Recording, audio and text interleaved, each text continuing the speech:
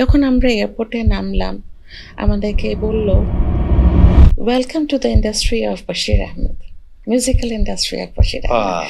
That was the welcoming note. তখন বলেছিলেন যে না, আগে আমি আমার মেয়েকে দেখব না, আগে মিনা কেমন আছে, লিলি কেমন আছে, এটা আমি আগে দেখব। তো বোধক এবং গান দেশাত্মবোধক গান এবং দেশাত্মবোধক গানের থিম যে আল্লাহকে শুকরিয়া আদায় করে গান হতে পারে, এটাই প্রথম আল্লাহকে ঘটনা। শুকরিয়া আদায় করে যে দেশ দিয়েছি, দেশ পেয়েছি আমরা আল্লাহর কাছ থেকে, এই পশু পাখি নদ নদী মানে সবকিছুর পরে আবার আল্লাহকে আবার আলহামদুলিল্লাহ বলে শুকরিয়া আদায় করা, এটার কনসেপ্টটাই টোটালটাই আলাদা। আপনার বাবা সঙ্গীতকে সময় দাও, সঙ্গীত তোমায় সময় দেবে। সঙ্গীতকে সম্মান করো, সঙ্গীত তোমায় সম্মান করবে। আসসালামু আলাইকুম, গাল গল্পে আপনাদেরকে স্বাগত জানাচ্ছি। আমরা কথা বলি বাবা মা নিয়ে। বাবা মায়ের বাইরে আমরা আসলে তেমন কোনো কথা বলি না। বাবা মাকে নিয়ে কথা বলি এ কারণেই যে আমাদের বাবা মাকে নিয়ে বলা কথাগুলো কমে যাচ্ছে। আমরা যখন কারো কাছে তাদের বাবা মাকে নিয়ে কথা বলতে যাই, দেখি যে তাদের খুব বেশি গল্প নেই। কিংবা বাবা দিবস অথবা মা দিবসে আমরা দেখি যে অনেকেই লেখে, অনেক রকমের বিচিত্র অভিজ্ঞতা শেয়ার করে। কিন্তু ওই ২ টা দিন ছাড়া অন্য কোনো দিন যে বাবা-মাকে নিয়ে স্মৃতিচারণ কিংবা বাবা-মাকে নিয়ে কথা বলা, এরকম মানুষের সংখ্যা খুব কম। আমরা কথা বলবো এক গুরুত্বপূর্ণ দম্পতির ব্যাপারে, যারা বাংলাদেশে না, পুরো ভারতীয় উপমহাদেশে বিখ্যাত। তাদের নিজস্ব কর্মে তারা এত খ্যাতিমান, এত দ্যুতি ছড়িয়েছেন। একজন হচ্ছেন আমাদের অত্যন্ত প্রিয় শ্রদ্ধেয় বশির আহমেদ এবং তার স্ত্রী, তিনিও ভীষণ গুণী একজন কণ্ঠশিল্পী, মিনা বশির। তাদেরই সুযোগ্য কন্যা হুমায়রা বশির, তার সঙ্গে আমরা কথা বলছি তার বাবা মাকে নিয়ে। আসুন। আসসালামু আলাইকুম। ওয়ালাইকুম আসসালাম। আপু, আজকে আমার এই দিনটা বিশেষ এ কারণে, আমার ছোটবেলা থেকে যে গানের প্রতি যে প্রেম, সেখানে যে পরিবেশের মধ্য দিয়ে আমি বড় হয়েছি। আমার এক মামা ছিলেন, বাবলু মামা, উনি সারাদিন আপনার বাবার গান শুনতেন। আমার মায়ের কাছে শুনতাম আপনার মায়ের কথা। আপনাদের প্রতি একটা আলাদা মুগ্ধতার জায়গা আমাদের বরাবরই ছিল, এখনো আছে। আমি এক সময় টেলিভিশনের প্রডিউসার ছিলাম, মিউজিক্যাল প্রোগ্রাম করতাম। আমার সৌভাগ্য হয়েছিল, আমার বলতে এখন যেরকম দাঁড়িয়ে যাচ্ছে, যে আপনার বাবার সঙ্গে কাজ করার। তিনি আমার প্রোগ্রামে এসেছিলেন, আমি একটা টেলিভিশনে ছিলাম, তখন ওনাকে আমি আমন্ত্রণ জানিয়েছিলাম এবং তিনি আমার অনুষ্ঠানে যে এসেছিলেন, এটা আমার জন্য বিরাট গৌরবের বিষয় ছিল। আমার সারা জীবনের ক্যারিয়ারে ওটা একটা দারুণ অভিজ্ঞতা। তো আজকে আমি যে আপনার পাশে বসতে পেরেছি, এটা আমার জন্য অনেক বড় আনন্দের বিষয়। তো আমি জানতে চাচ্ছি যে আপনার ছোটবেলা। একটু আমি বলে নেই, প্রথমে আপনাকে আমি অনেক বেশি কংগ্রাচুলেশনস, এবং আপনার যে বুদ্ধি, এই যে বুদ্ধি নিয়ে চলছেন, এই যে কনসেপ্ট, এই যে ক্রিয়েটিভিটি, বাবা মা একটা সাবজেক্টকে নিয়ে আপনি যে এই পডকাস্টটা করছেন, এটার জন্য আপনাকে অনেক অনেক ধন্যবাদ। আমরা আসলে আপনাকে বলছি, আর আমার ভিতরে সত্যি শিভারিং হচ্ছে ভিতরটা। মানে এই সদ্বুদ্ধিটা যেন সবার হোক, এই মন মানসিকতাটা যেন সবার হোক, যে শুধু এইটুকু বলি যে বাবা মা থাকতে যেন বাবা মাকে সবাই আদর যত্ন, যেভাবে করে আমরা যখন জন্ম নিয়েছিলাম, যেভাবে করে আমাদেরকে লালন পালন করেছে, যেভাবে আমরা কান্নাকাটি করেছি, ওইভাবে যেন আমরা আমাদের বাবা মাকে করি। মানে এই জিনিসটা, সরি আমি আপনি তো কোনো কথাই বলেননি, আমি তো শুরুই হয়ে গেল। আপনার শৈশবটা, মানে এই এত এত বড় মানুষের সঙ্গে আপনার যে আপনার ওই ঘরে জন্ম নিয়েছেন, একটা আলোকোজ্জ্বল একটা পরিবার, আপনার বেড়ে ওঠাটা আমরা জানতে চাই, আমাদের ভালো লাগবে আর কি শুনতে। অবশ্যই আমারও শেয়ার করতে পারলে খুব ভালো লাগবে। আসলে হয়েছে কি যে ৭ই আগস্ট আমার মার চলে যাওয়ার দিন। ও 12 বছর, 12 বছর হয়ে গেল দেখতে দেখতে। তো এই জন্যই মনে হয় একটু কথা বলতে গিয়ে একটু বেশি ইয়ে হয়ে যাচ্ছি, সরি। আর এমন দিনে আপনার সাথে বসেছি যে বাবা মাই হচ্ছে সাবজেক্ট। এখান থেকে মানে কোনোভাবে আমি সরে কথা বলতে পারবো না। আপনার বাবা মায়ের সঙ্গে যে আপনার আহ, বেড়ে ওঠা, আপনি আস্তে আস্তে জি। জানলেন ছোটবেলা, একদম ছোটবেলা বাবা মার কোন স্মৃতিটা আপনার সবচেয়ে প্রথমে মনে পড়ে? আহ আমার জন্মের সময়টা বলি। তখন মানে যেটা আমি শুনেছি, বাবা মার কাছ থেকে শুনেছি আসলে। আম সেটা হচ্ছে যে আমার জন্ম হলো, আমি সিজারিয়ান বেবি ছিলাম হসপিটালে। তো বাবা এবং মার মধ্যে এতটাই ভালোবাসা, এত এরকম বন্ডিং মনে হয় আ খুব কমই দেখেছি আসলে। তো মার তো সিজার হয়েছে। তো স্বাভাবিকভাবেই আমি খুব বেশি অসুস্থ ছিলেন, তখন সেন্সলেসও ছিলেন। আর এখনকার সিজার আর তখনকার সিজারের মধ্যে তো অনেক পার্থক্য। তো যখন বলল যে আপনার কন্যা সন্তান হয়েছে, বাবা তো খুশি হয়েছেন অবশ্যই। কিন্তু তখন বলেছিলেন, মানে আমি উনাদের প্রেমের কথা বলছি। তো তখন বলেছিলেন যে, "না, আগে আমি আমার মেয়েকে দেখব না। আগে মিনা কেমন আছে, লিলি কেমন আছে এটা আমি আগে দেখব।" লিলি, আমার মার নিকনেম ছিল লিলি। ও সেন্সে যতক্ষণ পর্যন্ত আসবে না, ততক্ষণ পর্যন্ত আমি আমার মেয়ের চেহারা দেখব না। তো এটা শুনেছিলাম। তারপরে যখন সেন্সে আসলো, তখন আমার চেহারা দেখেছিলেন। তো এটা ছিল মা-বাবার আ প্রেম কাহিনী। মানে এতটা প্রেম, এবং শেষ পর্যন্ত শেষের ঘটনাটা আমি অবশ্যই বলব। এরপরে আরেকটা ঘটনা আমার খুব ভালো করে মনে আছে। আমি খুব আহ্লাদি মেয়ে ছিলাম আসলে। ১ম মেয়ে তো একটু আহ্লাদিই ছিলাম। তো কোনো হয়তো আমার কোনো অসুস্থতা বা কোনো কিছু একটা ক্রিটিক্যাল কোনো কিছু একটা ছিল। তো ডক্টর বলেছিলেন যে, আ ওকে তো এরকম জুতো পরে হাঁটালে চলবে না, বা ওকে এরকম কোলে, কোলে রাখলে চলবে না। ওকে ঘাসে হাঁটাতে হবে। তো কোনোভাবেই আমাকে দুজন মিলে ঘাসে হাঁটাতে পারছিলেন না। তো প্রায় সপ্তাহখানেক আ পর এরকম দুজনেই হাত ধরে, ধরে আমাকে মাঠে বা কোনো লনে এরকম করে হাঁটাতেন।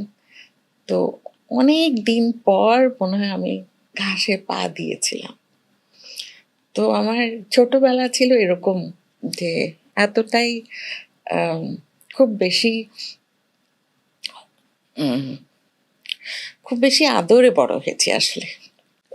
আপনি তো যখন বেড়ে উঠছেন আর কি, জি। ততদিনে তো আপনার বাবা বিখ্যাত। হ্যাঁ, ততদিনে তো বিখ্যাত, ততদিন বিখ্যাত মানে কি, আমি জন্মের আগেই বিখ্যাত। আগেই বিখ্যাত। হ্যাঁ, মানে যখন আ মা-বাবার আম প্রেম হচ্ছিল। মানে মা তো ছিলেন নেপালের, আর বাবা ছিলেন ইন্ডিয়ার। তো বাবা অ্যাকচুয়ালি দিল্লিওয়াল ছিলেন। কিন্তু আমার দাদি আবার আ কলকাতায় চলে এসেছিলেন। তো দাদি কলকাতায় আসার পরে তো ওনারা আ দিল্লি থেকে আবার কলকাতায় চলে আসলেন। মানে আমার দাদাসহ চলে আসলেন। আর তখন বাবা আ ওস্তাদ বেলায়েত হোসেন বাঁকা ওনার কাছে আ সঙ্গীতের তালিম নিচ্ছিলেন। আর মা নেপাল থেকে আ কলকাতায় এসছেন ওই সময়টাতে। তো মা তখন কিন্তু উনার নাম ছিল লিলি সিং। তো আমার আ মার সাইডটা হচ্ছে হিন্দু, আর আমার বাবার সাইড হচ্ছে পুরোটা মুসলিম। তো ওই সময় আ তো মা ইয়েতে ভর্তি হলেন, রবীন্দ্র ভারতী ইউনিভার্সিটিতে ভর্তি হলেন এবং ওখানে মিউজিকের উপরেই উনি পড়াশোনা করা শুরু করলেন। ইতিমধ্যে ওনারও পড়াশোনা চলছে, আমার বাবারও ওখানে গান শেখা বা ওনারও পড়াশোনা হচ্ছে। আলীগড় ইউনিভার্সিটি থেকে উনি মাস্টার্স করেছেন। তো এগুলো চলছে। তারপর উনি ওস্তাদ বারেকুল আমলি খাঁ ওনার কাছে তালিম নেওয়া শুরু করলেন। শ্রী শিক্ষায়তন কলেজ, ওখানে সেদিন বাবা শিল্পী হয়ে গিয়েছিলেন, শিল্পী হয়ে গান করছেন এবং মা শ্রোতা হয়ে গিয়েছিলেন ওখানে। তো আম্মির ব্যাপারটা ছিল যে পাপার ওই গানটা শুনে আহ, মানে এতই আবেগে আপ্লুত হয়ে গেলেন যে এতই ভালো লেগে গেল পাপার মানে আহ, কণ্ঠ। তো পাপাকে আমি দাওয়াত দিলেন যে আপনি বাসায় আসেন, আমরা মানে আমার মার সাথে কথা বলতে পারলে হয়তো আমার মা খুব খুশি হবেন। তো এই তো পাপা ওনার বাসায় গেলেন, ওনাদের বাসায়। তারপর আসা যাওয়া শুরু হলো এবং আমি তারপর বাবার কাছ থেকে আম গজল শেখা শুরু করলেন।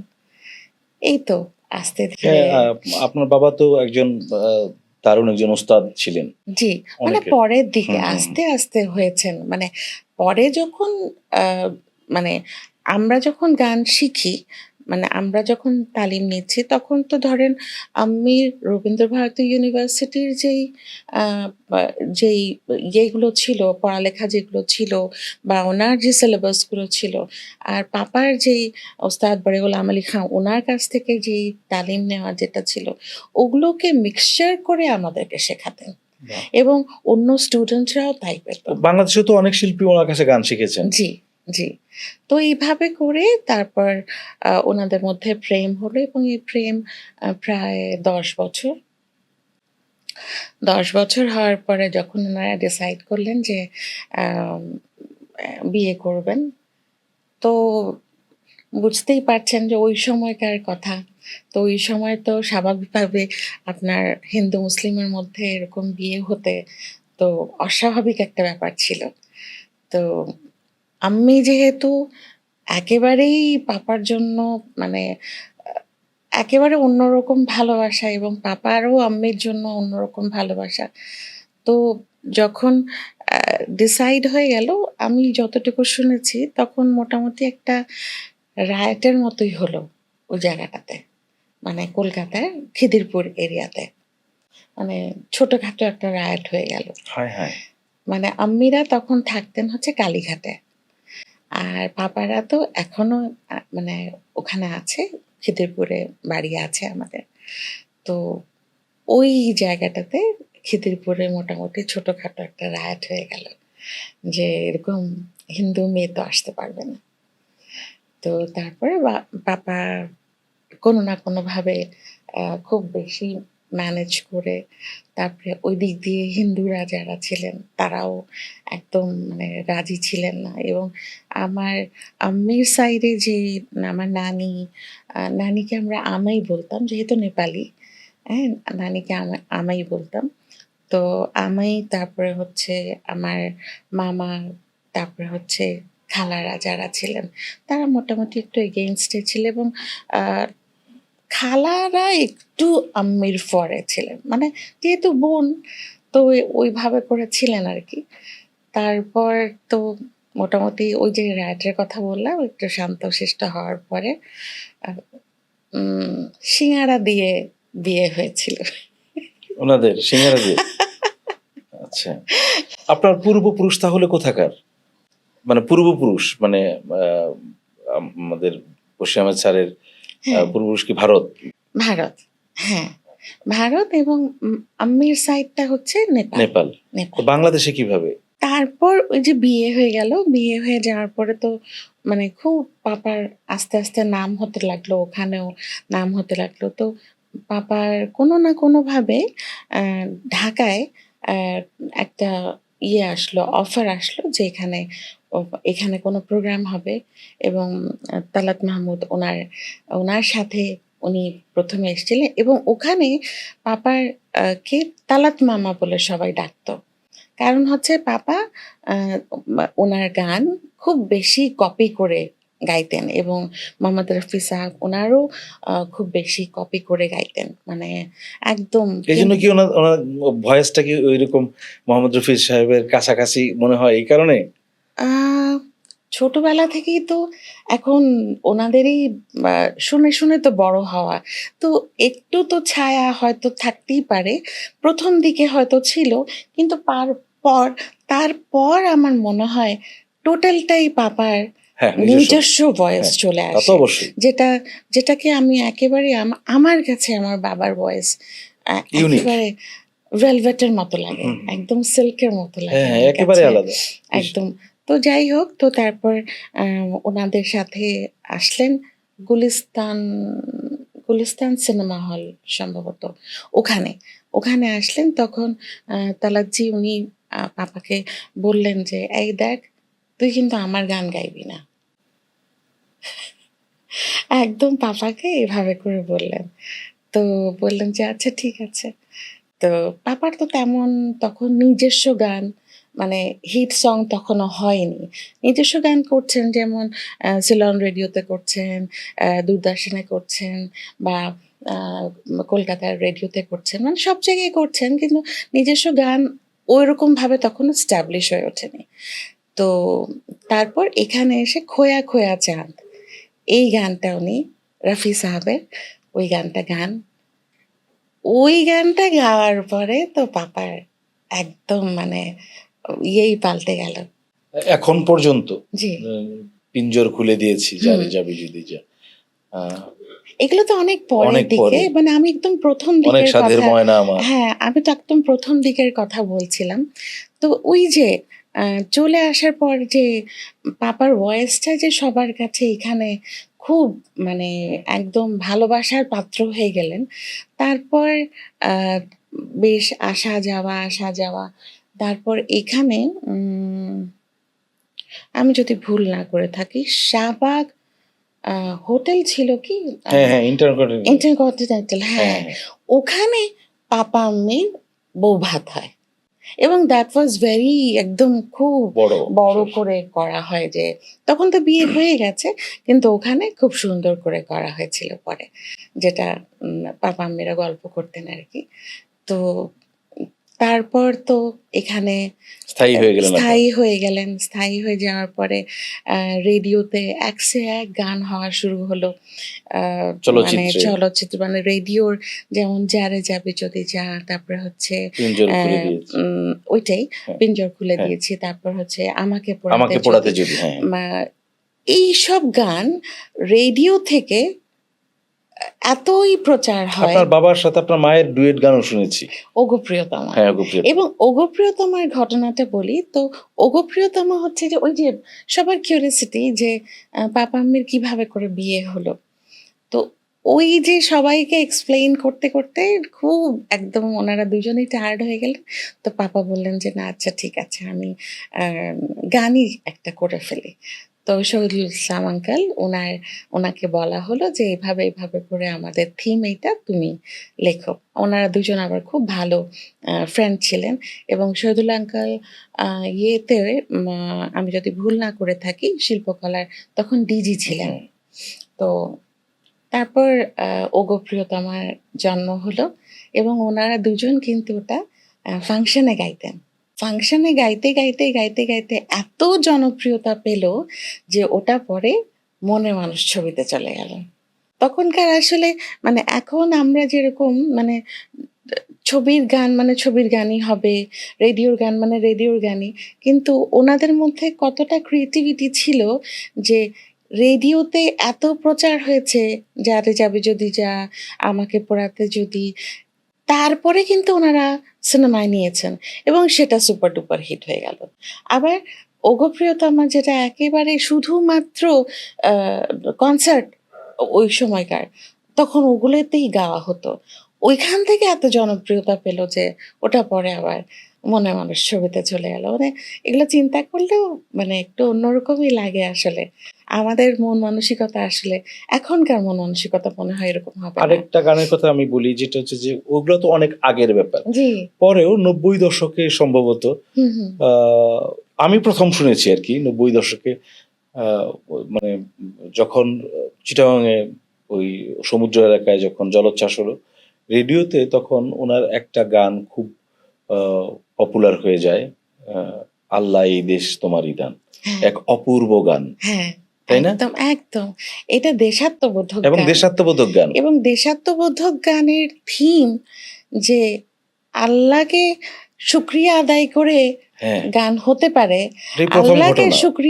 শুকরিয়া আদায় করে যে দেশ দিয়েছি, দেশ পেয়েছি আমরা আল্লাহর কাছ থেকে। এই পশু, পাখি, নদ, নদী মানে সবকিছুর হ্যাঁ। পরে আবার আল্লাহকে আবার আলহামদুলিল্লাহ বলে শুকরিয়া আদায় করা।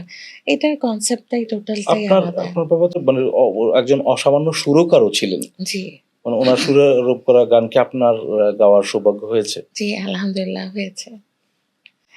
১ম গানই আমার জীবনের ১ম গানই যেটা 'আমি হোমা পাখি চাই' সেটা ছড়া গান ছিল হ্যাঁ, এবং আ সেটি আপনার বাবার সুর করা। হ্যাঁ, ওটা আমার পাপারই সুর করা ছিল এবং সেটি পরে টিভিতেও বিটিভিতেও আমি গেয়েছিলাম। ওটিও ওই গানটিও কিন্তু আ ইয়েতে করা হয়েছিল ১ম এ ওই ফাংশনেই করা হয়েছিল।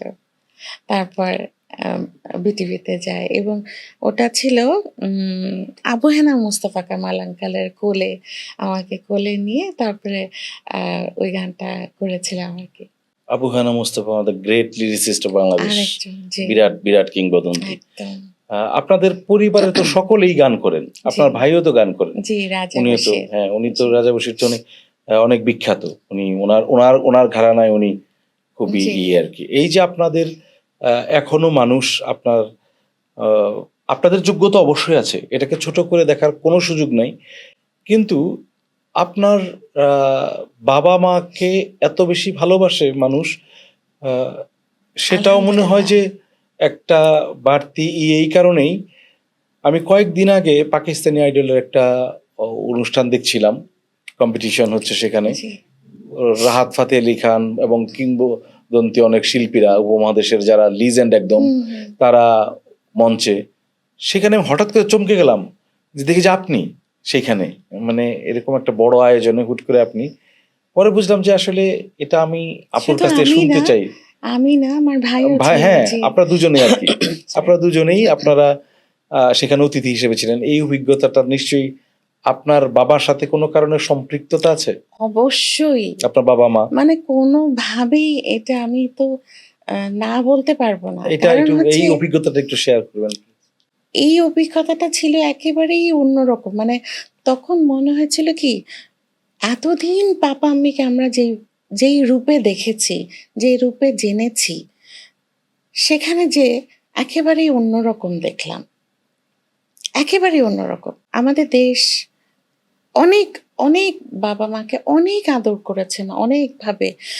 অনেকভাবে উনারা মানে আমরা উন সত্যি অনেক থ্যাঙ্কফুল আমাদের দেশের শ্রোতাদের প্রতি, আমাদের দেশের দর্শক শ্রোতা, সরকার সবার প্রতি যে পাপা-আম্মিকে অনেক সম্মান করেছেন। যা পেয়েছেন আলহামদুলিল্লাহ। কিন্তু ওখানে যেয়ে যখন আবার দেখলাম, যখন আমরা এয়ারপোর্টে নামলাম, আমাদেরকে বলল, "welcome to the industry of Bashir Ahmed. Musical industry of Bashir Ahmed." Ah! That was the ইস! ওয়েলকামিং নোট ইস! এবং আমার তো আমি আমি কি অসাধারণ। মানে এরকম, এরকম ভালোবাসা, এরকম সম্মান এটা আসলে আমার কাছে না অনেক সময় মনে হয় কি যে, কি এমন করেছে বাবা? যে এরকম মানুষ সম্মান করবে? কি, কি করেছে? হ্যাঁ, কি? গান উনি তো কি? গান তো অনেকেই হ্যাঁ, করে। হ্যাঁ, কি উনি? যে মানুষ এভাবে করে ভালোবাসবে এত বছর পরে এসে। এত বছর পরে এসে। সেই ২০১৪ তে চলে গেছে। কিন্তু এখনো যখন এই যে আপনার সাথে কথা বলছি, মনে হয় না যে চলে গেছে। মনে হচ্ছে বাসায় যেয়ে আবার পাবো, মানে কোনোদিনই উম, কোনোদিনই মনে হয় না আসলে, মানে প্রত্যেক দিনই ভাবি যে আছে তো। হ্যাঁ, সঙ্গীতের সবচেয়ে সুখী পরিবার বলা হয় আপনাদের পরিবারকে। আলহামদুলিল্লাহ, যেটা বলছিলাম, করাচির কথা যেটা বলছিলাম, তো এই নোটটা যখন বললেন তখন মানে আমি আর রাজা, আমরা দুই ভাই বোন, আমরা দুইজন দুজনের দিকে তাকাচ্ছি আর বলছি যে এটা কি ধরনের ওয়েলকাম হলো, এত সুন্দর ওয়েলকাম, এত এত সম্মান, এত ভালোবাসা, মানে আমাদের মানে বুকটা ভরে গেল একদম, দুজনের ভাই বোনের, মানে মনে হলো যে কত কত সম্মান। মানে রীতিমতো রাষ্ট্রীয় হ্যাঁ, সম্মান তো এটা। হ্যাঁ, মানে কত সম্মান করে, সেটা মানে একেবারে অন্যরকম ছিল। তো এটা ওখানকার অনেক লেজেন্ডারি আর্টিস্ট, তানভীর আফ্রিদি, উনি এই কথাটা বলেছিলেন।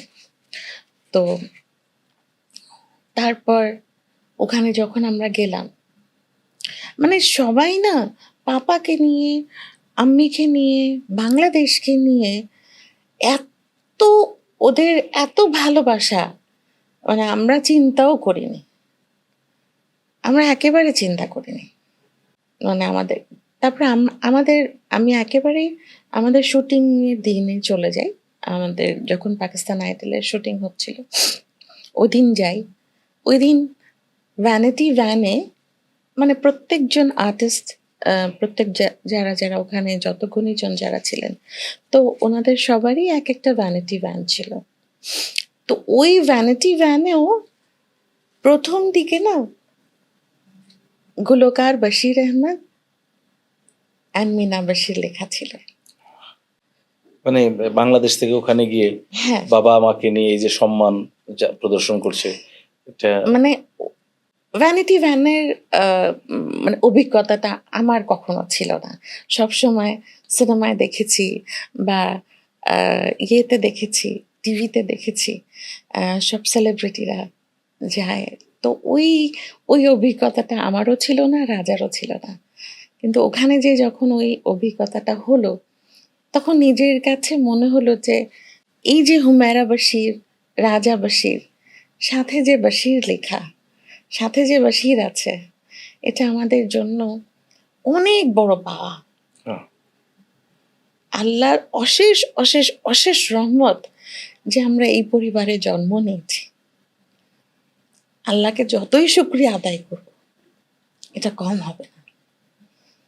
এখন আপনার বাবা মা কে নিয়ে নানান ধরনের আয়োজন হয়, জি, তারপর অনেকে। এরপর আমি আরেকটু হ্যাঁ, বলতে চাই, জি। এখানে আরেকটা কথা আছে। তারপর আমরা শুটিংয়ে গেলাম, আমাদেরকে বলা হলো যে কোন গান গাইবেন। আমরা প্রথমেই বললাম যে আমরা বাংলা গান গাইব, কারণ আমরা এই মাটিতে প্রথমে বাংলা গান এবং বাবা মার গান গাইব, তারপর আমরা অন্য ভাষা, উর্দু গান গাইব। তো প্রথমেই আমরা ওগো প্রিয়তমা গাইলাম, এবং আমরা যখন মানে স্টেজে উঠলাম, তার আগে চারিদিকে ব্যাকগ্রাউন্ড ছিল অন্যরকম, পাকিস্তান আইডল বা অন্য কোনো কিছু হচ্ছে। যখন আমরা উঠলাম তখন পাকিস্তান ফ্ল্যাগ এবং বাংলাদেশ ফ্ল্যাগ। তখন মনে হলো যে আমরা বাংলাদেশকে রিপ্রেজেন্ট করছি, হ্যাঁ, হ্যাঁ। আমরা বাংলাদেশকে, বাবা বশির আহমদকে রিপ্রেজেন্ট করছি, মিনা বশিরকে রিপ্রেজেন্ট করছি, বাংলাদেশকে রিপ্রেজেন্ট করছি। মানে সেটা এক অন্যরকম অনুভূতি ছিল। এবং ওটা তো এত ইনকোর হলো, আহ, রাহাত ফতেহ আলী খাঁ উনি এত পছন্দ করলেন ওখানে, আলমগীর ভাই ছিলেন, জেব বাঙ্গেশ ছিলেন, মানে ওনারা এত পছন্দ এবং ফুল হাউস এত পছন্দ করলো। তারপরে বাবার সেই উর্দু গানগুলো, মানে সবগুলো গানগুলোকে নিয়ে আমরা একটা মেডলি করলাম, এবং দ্যাট ওয়াজ ভেরি নাইস। এবং সবার সেটা মনে অসাধারণ ছিল। হলো, হুম। মনে হলো কি যে আমরা এখানে আর একটু, এখানে একটু কষ্টের কথাটাই বলি, আমরা যখন বাংলাদেশে গান করি, পাপার গান বলতে গুটি কয়েক গান আমাদেরকে বলে যে, "না, এই গানটা করেন বা এই গানটা করলে ভালো হয়।" তো না মানে পাপার গানগুলোকে না অনেক লিমিটেড করে দিয়েছে। মানে সবাই চায় যে টিআরপি হোক, হুম, যে হুম, ওই হুম। গানটাই হোক। বিখ্যাত হ্যাঁ, গানগুলোই ওই হোক। গানগুলোই হোক। কিন্তু আরো যে বিখ্যাত গানগুলো আছে, ওগুলো করতে গেলেই মানে মনে হয় যে একটু না ওটা করলেই তো ভালো, ওটা করলে ভালো বা মানে এই ধরনের। কিন্তু ওখানে যেয়ে যখন আমরা দেখলাম, যাই করছি, যেই গানই করছি, সব গানই সবার মুখে, মুখে এবং ওখানে যদি আ ১০ জন বসা, মানে আমি যদি ১০ জনের সাথে কথা বলছি, ১০ জন বসা, ১০ জনের পছন্দ ১০ রকম। কেউ কিন্তু একটা গানের মধ্যে আবদ্ধ নেই। এটা খুব ভালো লাগার বিষয় ছিল ওখানে। যে বাবার প্রত্যেকটা গানই মনে হয় ওনারা পছন্দ করে। হ্যাঁ, হ্যাঁ। উনারা প্রত্যেকটা গান ওনাদের আ মনে আছে। হ্যাঁ, কালজয়ী গান তো। সবগুলো গান। ম্যাডাম নূরজাহানের সাথে যে গানগুলো করা হয়েছে, সেটাও ওনাদের একদম মুখস্থ। মানে কোনো গানই মনে হয় পাপার ওরা ভুলে যায়নি। তো এটা অনেক বড় একটা পাওয়া ছিল। অনেক আ বড় সম্মান। বাংলাদেশের জন্যও আমরা বলব যে আমরা ওখানে গর্বিত বোধ করেছি ওখানে এবং পাপা-আম্মির জন্য তো আলহামদুলিল্লাহ যতই বলি ততই কম। যিনি উপমহাদেশেই মানে একটা বড় পরিসরে এত ভূমিকা রেখেছেন এবং এত বিপুল জনপ্রিয়, কালোত্তীর্ণ হয়ে গেছে যার গান। তার ব্যাপারে এবং তার সৃষ্টিকর্মের ব্যাপারে আ আরো বেশি আ মানে টিভির প্রোগ্রামগুলো হওয়া উচিত বলে আমি মনে করি। এ ধরনের সন্তান হিসেবে আপনার নানান উদ্যোগের সাথে আপনি আছেন আমি জানি। কিন্তু তারপরেও অ নতুন প্রজন্মের সঙ্গে কিংবদন্তি বশির আহমেদ মিনা বশিরের যে গান, সেগুলোর যোগসূত্র ঘটানোর ক্ষেত্রে বা মেলবন্ধনের ক্ষেত্রে আপনাদের কি নতুন কোনো পরিকল্পনা আছে কিনা বা থাকা উচিত বলে? এক্ষেত্রে আমরা একনিষ্ঠভাবে কাজ করে যাচ্ছি।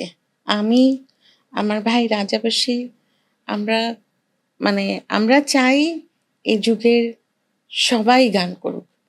মানে আমরা চাই না যে আ মানে আমাদের রাইট, আমাদের পাপা, আমাদের আম্মি মানে এই ধরনের কোনো মন মানসিকতা কোনোদিনই হয়নি, হবেও না। মানে যেটা এবং যে সবসময় আমি চাই আমি একটু আপু এটা ক্লিয়ার হুম, করে দিই হুম, আপনাকে। সেটা হচ্ছে যে কিংবদন্তিদের গান ফিকে হয়ে যাওয়ার মূল কারণ হচ্ছে যাদের গান হারায় যাচ্ছে অনেক জায়গা হুম, থেকে, হুম, কপিরাইট একটা ইস্যু থাকে। হুম, হুম, ফ্যামিলি থেকে বলা হয় যে আমাদের অনুমতি ছাড়া গান করা যাবে না। হুম, তো ফলে নতুন প্রজন্মের ছেলেমেয়েরা আর এই অনুমতি নেব, নানান ধরনের অ্যাপ্লিকেশন করব, এই করব, এই করব, হুম, এটাতে এই ঝামেলায় যেতে চায় না। তাকে ঝামেলা মনে করে হুম, এবং তারা যেতে চায় না। আর পাশাপাশি এখন জেন জি এসে গেছে। তারা তো আরো এসব পছন্দ করে হুম, না। হুম। তো এই নির্বিঘ্নে যেন প্রজন্মের পর প্রজন্ম গান করতে পারে এই কিংবদন্তি দুজন শিল্পীর। তো সেই ক্ষেত্রে আপনারা কি এই পথটাকে সহজ করে যাচ্ছেন কিনা? With due respect to all other families যারা legendary artist এর ফ্যামিলি আছে এবং তাদের মন মানসিকতাকে আমি হার্ট করতে চাই না। তারা কিভাবে করে চিন্তা করছেন বা বিজনেস অ্যাসপেক্ট এ চিন্তা করছেন না কি করছেন but I don't know. But Bashir Ahmed family, আমি বা আমার ভাই, আমরা উন্মুক্ত। আমরা চাই যে বাস যুগের পর যুগ পাপাকে যেন মনে রাখে, বশির আহমেদকে মনে রাখে, মিনা বশিরকে মনে রাখে। আমরা চাই এটা। এবং এই এই ক্ষেত্রে আমরা বশির আহমেদ সম্মাননা ২০১৯ থেকে আমরা শুরু করেছি। যেটা খুব ভালো আমরা রেসপন্সও হ্যাঁ। পেয়েছি।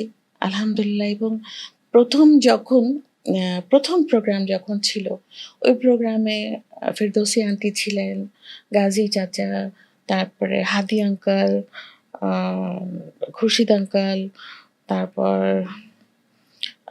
আজাদ আঙ্কেল, তারপরে হচ্ছে মানে এমন শেখ সাদী আঙ্কেল, তারপর মানে এমন কেউ ছিল না যে ছিল না ওখানে। তো তো ফেরদৌসী আন্টিকে তো আমরা প্রথম সম্মাননা দিই কণ্ঠশিল্পী হিসেবে।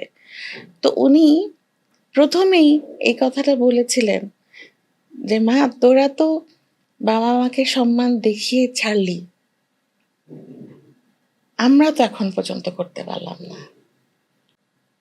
আপনিও লিজেন্ডের সন্তান, উনিও তো আরেক লিজেন্ডের হ্যাঁ, সন্তান। আমরা এখন পর্যন্ত এভাবে করে করতে পারলাম না।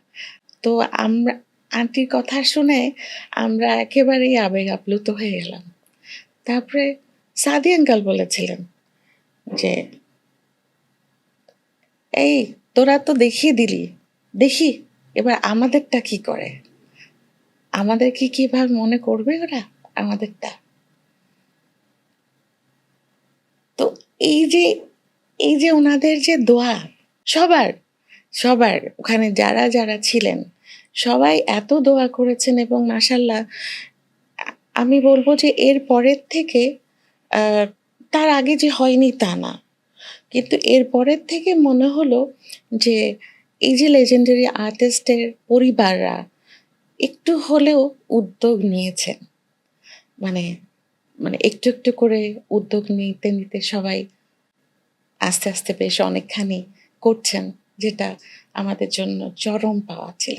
এবং এটা আমরা সত্যি খুব ভালো লাগে যখন আমরা ছেলেমেয়েরা আমরা যারা আছি, আমরা যখন বাবা-মাদেরকে মনে করি এইভাবে করে, সেটা মানে এইটা একটা শিক্ষণীয় বিষয় এবং এইটা শিক্ষা দেওয়ার জন্য কিন্তু আমরা শুরু করিনি। এটা শুরু করেছি একেবারেই নিজের আবেগের জন্য এবং এটা পরের দিকে মনে হয়েছে যে না, এটা একটা শিক্ষণীয় বিষয় যে সবার জন্য যে বাবা-মাকে মনে করা। আমরা আসলে কিংবদন্তি বশির আহমেদ এবং মিনা বশির ওনাদেরকে নিয়ে যদি কথা বলতে চাই তাহলে এই ছোট পরিসরে এত অল্পে হবে না।